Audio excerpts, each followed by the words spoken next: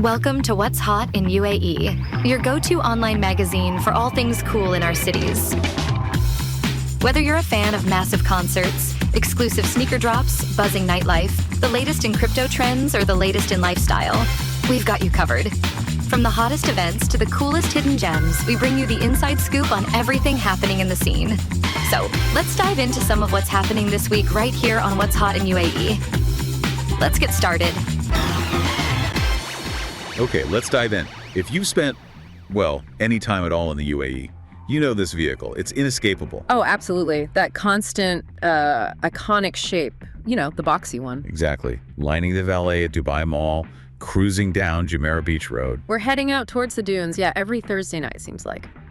We are, of course, talking about the Mercedes G-Wagon, the G-Class. And it's achieved this level of cultural dominance in the Emirates that's just, well, it's unmatched, really, by any other luxury SUV. It's the king there. Yeah, undisputed king of the road. Yeah. So our mission today isn't just specs. We're not here to read a brochure. No, we want to go deeper. Understand why this vehicle, which, let's face it, started as a military machine. Right. Why it became the symbol, the definitive symbol of modern luxury and success in, well, one of the world's most ambitious places. So the core idea we're exploring, based on what we've seen, is that the G-Wagon is just.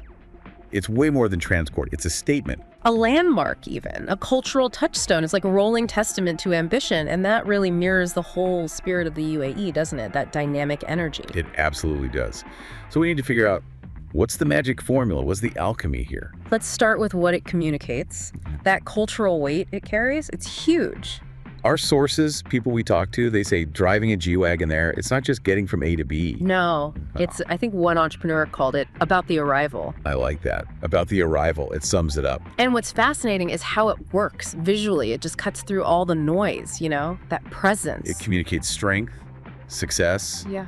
capability, instantly, without saying a word. It's like a universal code. Everyone gets it. And that presence, that sort of weight, it comes from somewhere real, doesn't it? It's rooted in its history. Oh, completely. You look at that design, it's almost brutalist, isn't it? And it's actively resisted change, resisted trends. Yeah, unlike pretty much every other SUV that's been smoothed out and made aerodynamic over the years. Exactly. The G-Wagon's design is a direct link back to its origins, functional.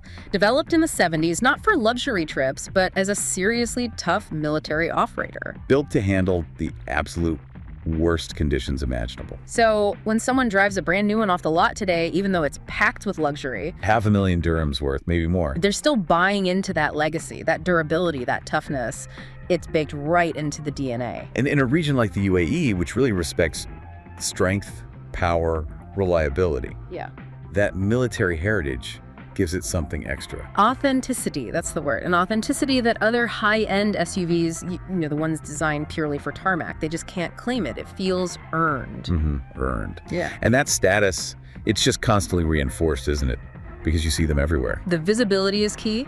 The Emirates really run on celebrity, influence, success, and the G-Wagon is right there in the middle of it. That feedback loop is powerful. You just walk through DIFC or Blue Waters or City Walk. Yeah, the high-end spot. And it's clear. It's the vehicle of choice for so many people. Celebrities, local and international top entrepreneurs. It becomes the ultimate accessory. It immediately signals, okay, I'm part of this success story. And that just fuels the desire, right? Yeah. The more it's seen as the symbol of achievement. The more people want it, which cements its position even further. It's a pretty neat sociological loop when you think about it. Beautifully simple, yeah. But okay, that cultural status, it has to be backed up by real capability, which brings us to the practical side. Right. Can the G-Wagon really do it all? Can it be a no-compromise vehicle? Because the UAE lifestyle demands mastery of two totally different worlds. You've got the super sophisticated city. Dense traffic, high-rises, Sheikh road. And then you've got the desert. Harsh, unpredictable, sandy. It has to be a master of both. If it fails in one, the whole myth kind of falls apart. And the sources, the experts we looked at, they pretty much all agree. Overwhelmingly, its success comes from excelling completely in both environments. So let's tackle the city first, the urban jungle. Okay.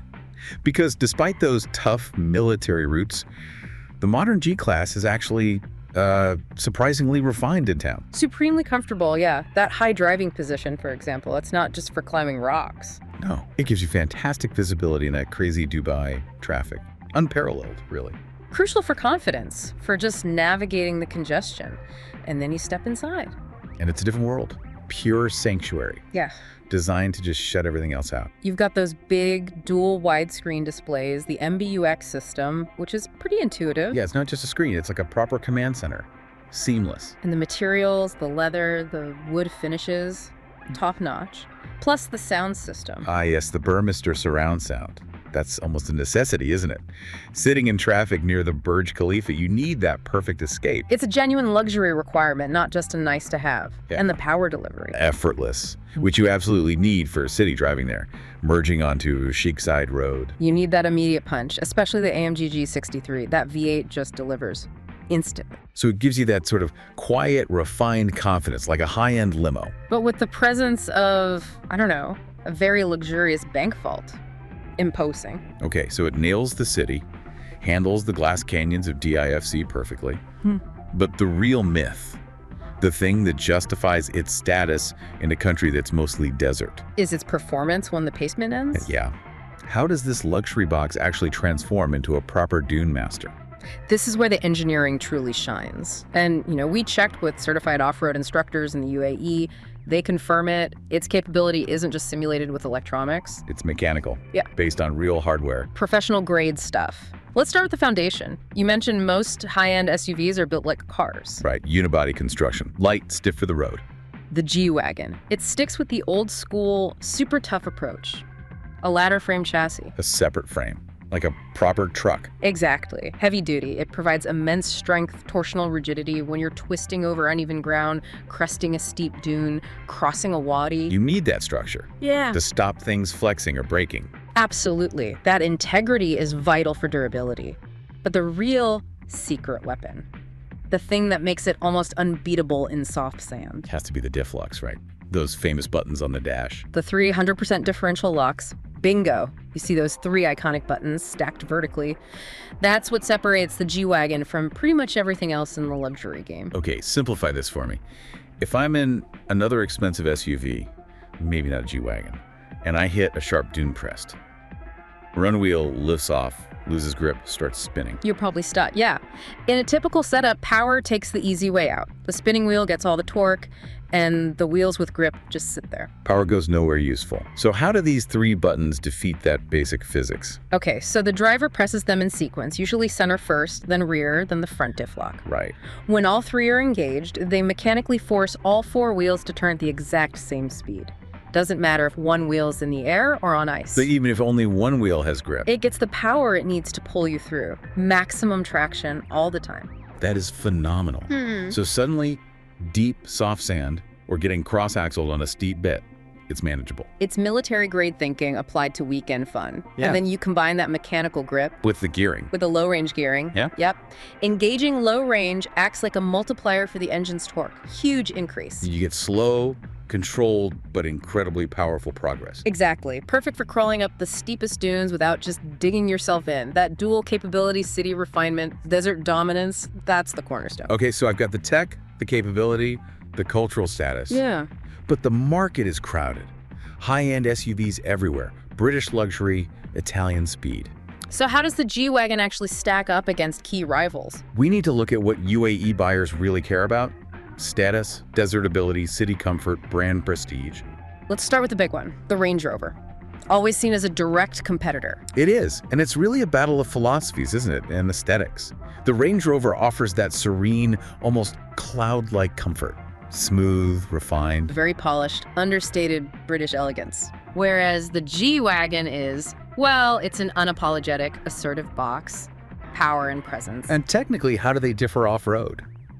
Because Range Rovers are famously capable too. They are, but their approach is different. Range Rover relies heavily on sophisticated, automated electronic systems.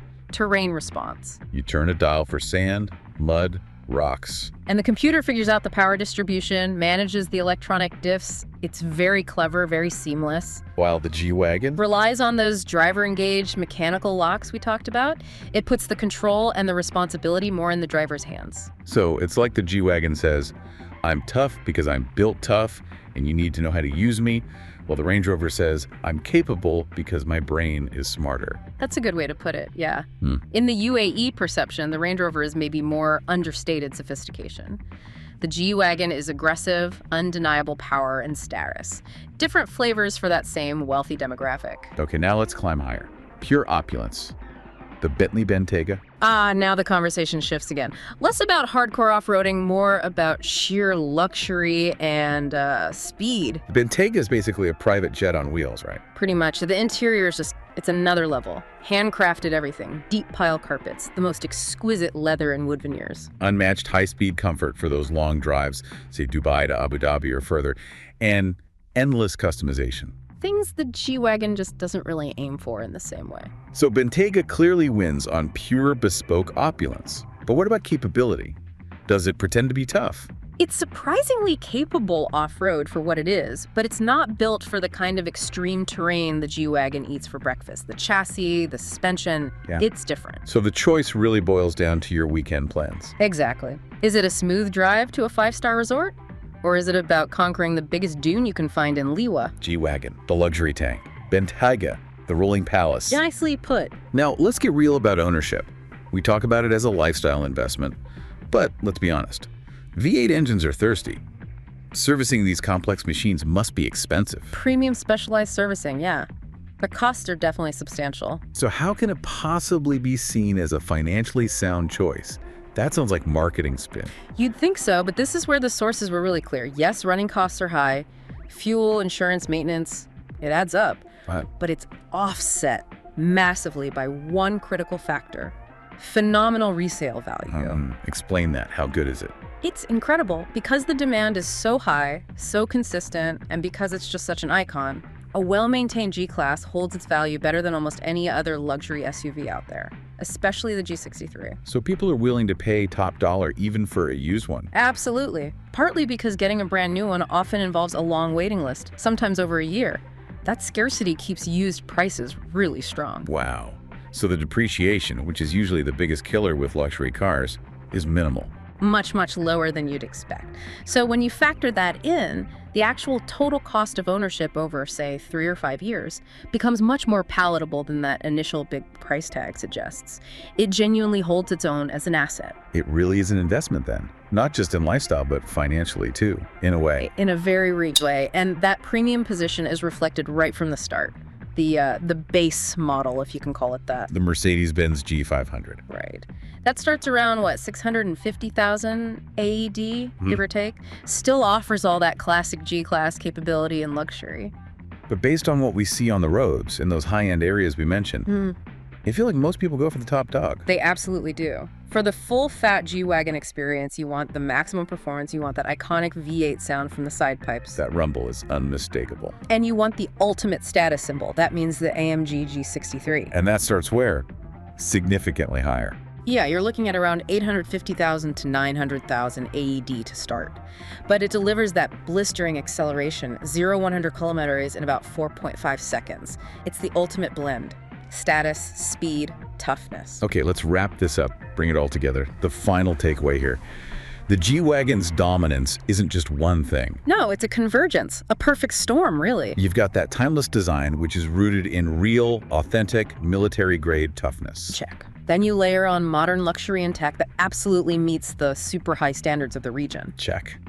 And crucially, that genuine, non-negotiable ability to perform brilliantly in both worlds. The city and the desert, that dual environment mastery is key. It's equally at home, equally commanding, parked outside the Burj Al Arab. As it is climbing the biggest dunes down in Liwa, it just fits both scenes perfectly. A cultural icon, a status symbol, and a seriously capable machine all in one. Which leads us to a final thought, something for you, the listener, to chew on. While other luxury SUVs might be faster on a track, or maybe offer even more bespoke, over-the-top opulence, none of them seem to capture that unique blend the G-Wagon has. That mix of real heritage, undeniable presence, and authentic purpose, specifically in the context of the Emirates. It's become more than just a vehicle there. It feels like it's woven into the fabric of the modern UAE identity, a core part of the story. And that is why, year after year, despite all the competition, it remains the undisputed king of the road.